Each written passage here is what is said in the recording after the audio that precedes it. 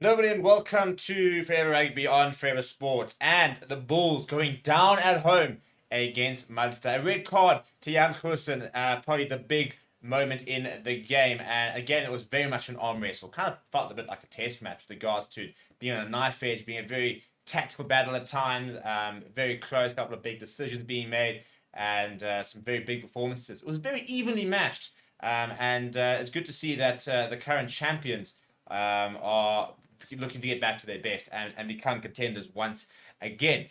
For the Bulls, frustrating because they had moments in the game, but maybe should have scored a couple of them and converted a bit better. But before we go into the game and how it all sort of transpired, please do smash a like on the video. Please do subscribe to the channel as well.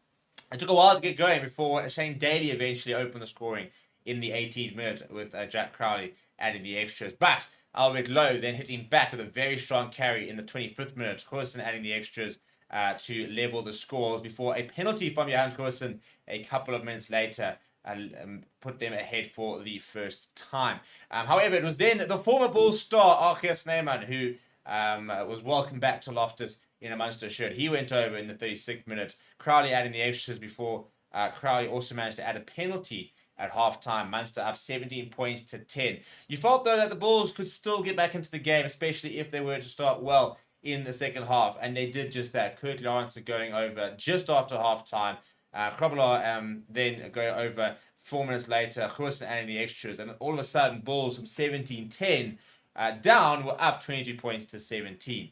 Enter the red card to Johan Goosen, who I don't think can really complain about the red card. He was upright. He was a lot of force, for example. Craig Casey hadn't exactly changed the angle or gone down, so I don't think there was really mitigation there. I think it was a pretty fair red card. So unfortunately for him, he got his marching orders in the 49th minute. Hodnett went over in the 53rd before Conor Murray put the final nail in the coffin in the 69th minute after it was 22-2 piece for a lot of it. And then with 10 minutes to go, Conor Murray going over and the Bulls not able to find a late try or any sort of points to try and snatch that victory or that lead back. If we look at some of the stats, it tells you a very interesting story about how even things were. Territory, 46 points, 46% to 56%. Carries 127 to 124. Turnovers lost 22 to 19. Line breaks 3 to 2. I mean, this is such an even game. You look at the possession, 51 to 49.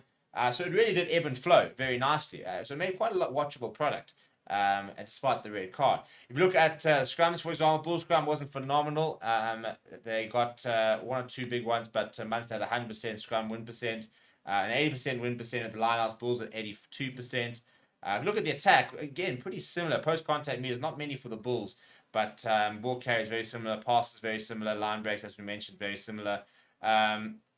Discipline-wise, 7 penalties conceded by the Bulls, 6 for Munster, so also pretty easy. Obviously, just the red card, no other cards during the game. Tackle completion, though, 129 tackles being asked of the Bulls, missing 19, and 87% tackle completion percent. Look at Munster, they were asked to make 181 tackles, missing 21 tackles completed, 90%. And kick ratio also pretty even over there. If you look at some individual performances, Albert Lowe I thought was absolutely immense. The Albert Lowe that we really, really enjoy watching. Captain fantastic, carried 15 times. The next best was Calvin Nash with 8. In terms of line breaks, Jan Goosen looked very, very good in the loose, to be honest. Found himself up against a couple of forwards, got himself in some good areas. I was very impressed by him. If we look at tackles completed, Jack O'Donoghue with 23, Niall Scannell 15, Tyke Byrne 15, Albert Lowe with 15 as well. Could very well, for me, Albert Lowe be in that sort of man of the match conversation, despite being on the losing side. Also, if you look at some other big stats, if you look at carries, as we mentioned carries, meters carried, for example, Sebastian de Klerk was very involved, 49 meters, Albert Lowe 41 for a loose forward, very impressive. Defenders beaten, Albert Lowe with 5. So he had a great game. Arceus Neyman with 4 also looked really good. Great to see Arceus Neyman playing some good rugby. His offload game continues to be such a big asset, as well as his literal size and physicality. Not to be for the Bulls, and Munster will actually go ahead of them. Bulls now dropping down to 4th, so not the start of the last sort of run into the URC they would have liked. They knocked out of the Champions Cup last week. They've now gone down to Munster, so that gamble didn't really pay off for them at the moment. Interesting to see how they do respond next weekend against the Ospreys, which should be a bit more straightforward for them. But never underestimate them. Let me know what you thought about the game down in the comments below. Please do smash a like on the video. Please do subscribe to the channel as well. Thank you very much for watching. My name is Steve. I'll chat to you soon.